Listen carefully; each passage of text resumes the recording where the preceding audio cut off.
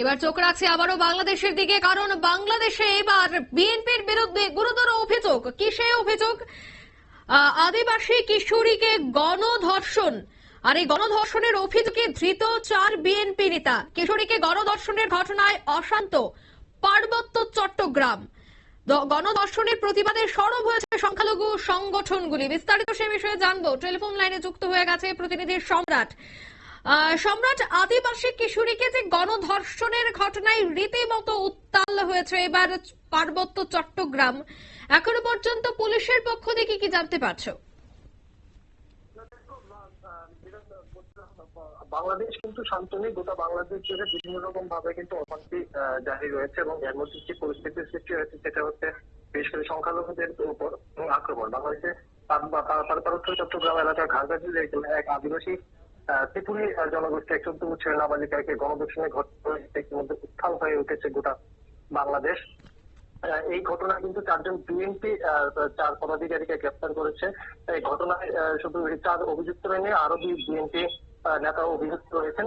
তারা পলাতক এবং এই ঘটনাকে কেন্দ্র করে বাংলাদেশের যে অন্যান্য ভিন্ন জাতিগোষ্ঠী সংগঠনগুলি রয়েছে, যেমন জনসংহতি সমিতি, হিলস উইমেন্স ফেডারেশন, পাহাড়ি ছাত্র পরিষদ, পার্বত্য চট্টগ্রাম যুব শক্তি সমিতির মতো সংগঠনগুলি কিন্তু আবার মাঠে নেমেছে এবং শুক্রবার পর্যন্ত কিন্তু এরা চট্টগ্রামের বিভিন্ন জেলা বিশেষে বান্দরবান এলাকার বিক্ষোভ দেখা এবং প্রশাসনের প্রচন্ড এবং প্রশাসনের প্রতিরোধের মুখে কিন্তু যথেষ্ট হিংসা ছড়ায়। গত 7 জুন এই গণধর্ষণের ঘটনা ঘটেছিল, যেটি বিভিন্ন রকম ভাবে ধামাচাপা দিয়ে রাখার চেষ্টা করা হয়, কিন্তু পরবর্তী সময় এই ঘটনাটি সংবাদ মাধ্যমে প্রকাশিত হওয়ার পরে কিন্তু প্রশাসন নড়েচড়ে বসে ইতিমধ্যে তাদের গ্রেপ্তার করা হয়েছে এবং এই নিয়ে কিন্তু বিশেষ করে পার্বত্য চট্টগ্রাম এলাকায় কিন্তু যথেষ্ট অশান্তি রয়েছে।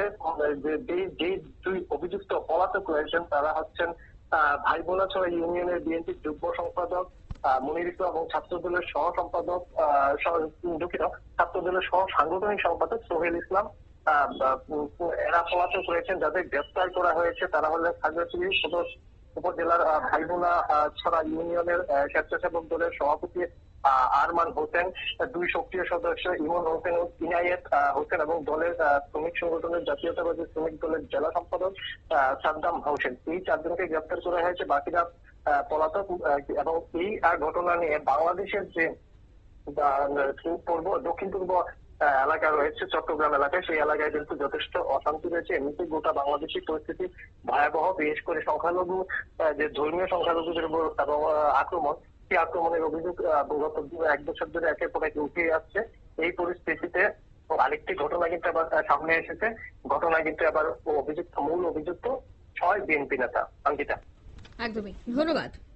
অর্থাৎ 6 জন হচ্ছে মূল অভিযুক্ত, তার মধ্যে 4 জনকে গ্রেফতার করা হয়েছে, 2 জন এখনো পলাতক, তাদের খোঁজে রয়েছে পুলিশ। তবে এই গণধর্ষণের প্রতিবাদে কিন্তু আবারও দেখা যাচ্ছে যে পার্বত্য চট্টগ্রামে বিক্ষোভ শুরু হয়েছে। খুব দ্রুত প্রত্যেককে গ্রেফতার করে তাদের বিরুদ্ধে কঠোর শাস্তি প্রদান করার কিন্তু দাবি উঠছে পার্বত্য চট্টগ্রাম থেকে। নিয়ে নিয়েছে ছোট্ট একটি বিজ্ঞাপন বিরতির সঙ্গে থাকুন।